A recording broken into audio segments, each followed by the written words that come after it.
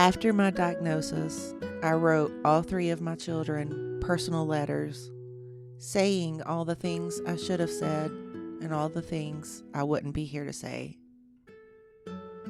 I tucked the letters away in an old jacket pocket, deep in my closet.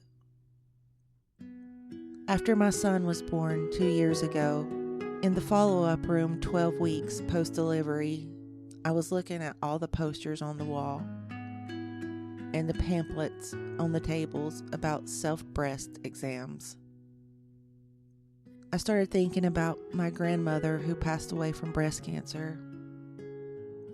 And when the resident came in, I asked, "Should I get a mammogram?"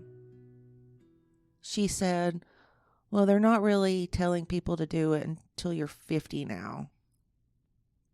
I was only 40, but I wanted to get one. I delayed though. I was busy.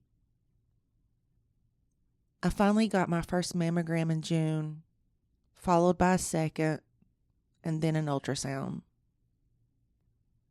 and then a biopsy.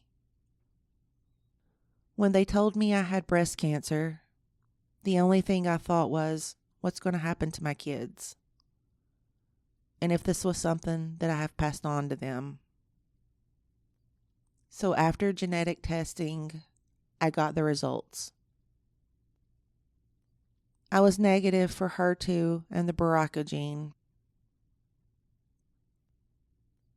I lost my dad when I was 9. And what bothered me worse than having cancer was thinking about my own children growing up without me and being in denial like I was until early adulthood. It's been one complication after the next, from my first surgery to my 7th. One day, I noticed London coming from my bedroom. I could tell she was upset. I said, "What's wrong?" She acted defensive.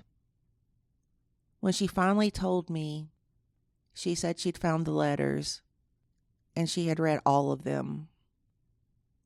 She asked, "Are you going to die, Mom?" "No, London. I just wanted you to know how important you are to me and how much I love you."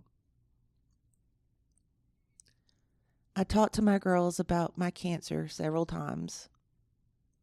I also told them they need to get mammograms yearly, starting at the age of 30. Sophie turned to me quickly and said, "Every year?" I just laughed. Anytime I talk to my friends about the importance of having regular mammograms, I think about my son and how he saved my life.